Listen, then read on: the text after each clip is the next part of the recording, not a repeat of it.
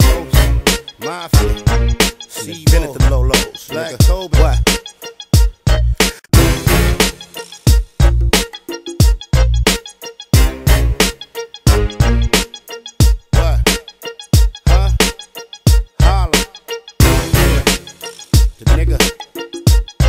West Coast, Mafia.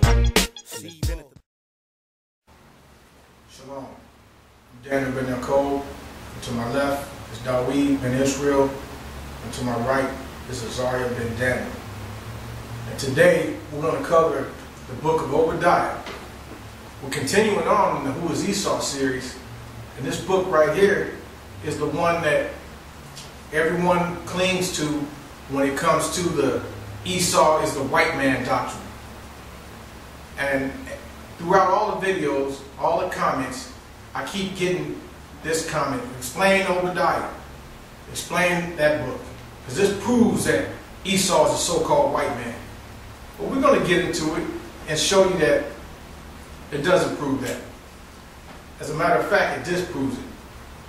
We're also going to prove that that doctrine that you use, or your interpretation of Obadiah, is totally false.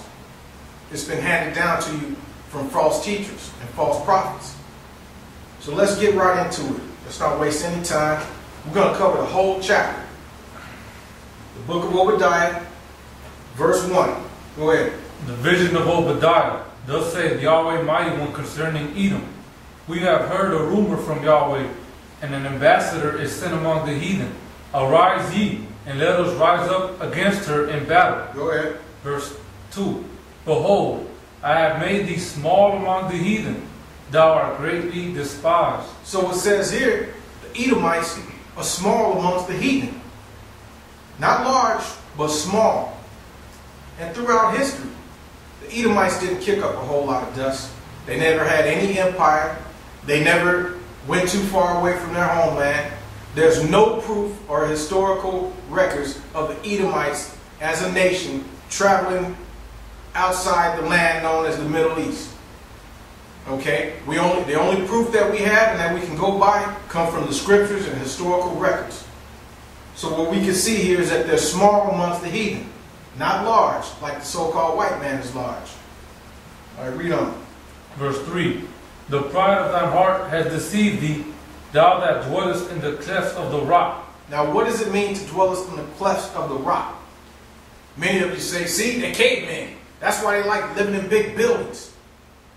Well, did you forget who built the first skyscraper? Have you heard of the Tower of Babel? So how can you compare that to Babylonians? You compare apples to oranges. All right, you trying to use that as an excuse that, oh, they dwell in the clefts of the rock. They like living up high. No, that's not what that's saying. Let's explain it. Thou that dwellest in the clefts of the rock. Go ahead and give me a sarcophagus of an ancient civilization. This book right here has a whole lot of information on Edom. You say you can't get information on Edom. Some of you out there lying. There's lots of information on Edom. Go ahead. This is page 5 in the chapter entitled The Discovery of Petra. The Greeks unquestionably knew it as Petra, so Edward Meyer, on the basis of the Septuagint, regards the identification of Petra and Selah as indisputable. Okay, so we know that word translated rock in verse 3 is the Hebrew word Selah. And in Greek it's called Petra. So thou that dwellest in the clefts of the rock, of this rock city Petra, not the skyscrapers down in Manhattan, but Petra. Alright? Read on. Whose habitation is high, that saith in his heart, who shall bring me down to the ground? Go ahead. Though thou exalt thyself as the eagle, and though thou set thy nest amongst the stars, thence will I bring thee down, saith Yahweh. And this is where you guys really go off in left field. You start bringing all these examples. See, who's the eagle? Look at the back of the dollar bill. Who's the eagle? The Romans had the eagle as their standard. Yeah, that's true. But that's not what this is talking about. We're going to prove that. All right? Look at me, book of Ezekiel, chapter 17. You're going to read verses 1 through 8, and then you're going to read verses 12 through 17. So that's Ezekiel chapter 17, start at verse 1. And the word of Yahweh came unto me, saying, Son of man, put forth a riddle, and speak a parable unto the house of Israel. Okay, there's going to be a parable spoken to the house of Israel. Go ahead. And say, Thus saith Yahweh the Mighty One, a great eagle with great wings, long-winged, full of feathers, which had diverse colors, came into Lebanon. Okay, so this eagle came into Lebanon. You're going to see right here in this chapter who the eagle is referred to here. All right, read on. And took the highest branch of the cedar. He cropped off the top of his young twigs and carried it into a land of traffic. He set it in a city of merchants. He took also of the seed of the land and planted it in a fruitful field. He placed it by great waters and set it as a willow tree. And it grew and became a spreading vine of low stature. Now, just if you're paying attention to this parable, you should be able to tell right now who was speaking of. But just in case you can't, the scripture is going to tell you who was speaking of. Go ahead. Whose branches turned toward him, and the roots thereof were under him. So it became a vine, and brought forth branches, and shot forth sprigs. There was also another great eagle, with great wings and many feathers. And behold, this vine did bend her roots toward him, and shot forth her branches toward him, that he might water it by the furrows of her plantation. So you can see two great eagles being described here. And they're going to give you the explanation of this. They're going to tell you who these eagles are referring to. Read on. It was planted in a good soil by great waters, that it might bring forth branches, and that it might bear fruit, that it might be a goodly vine. Verse 12. Say now to the rebellious house, Know ye not what these things mean? Tell them, Behold, the king of Babylon is come to Jerusalem. Okay, the king of Babylon is come to Jerusalem. So that's one eagle. Read on. And hath taken the king thereof, and the princes thereof, and led them with him to Babylon.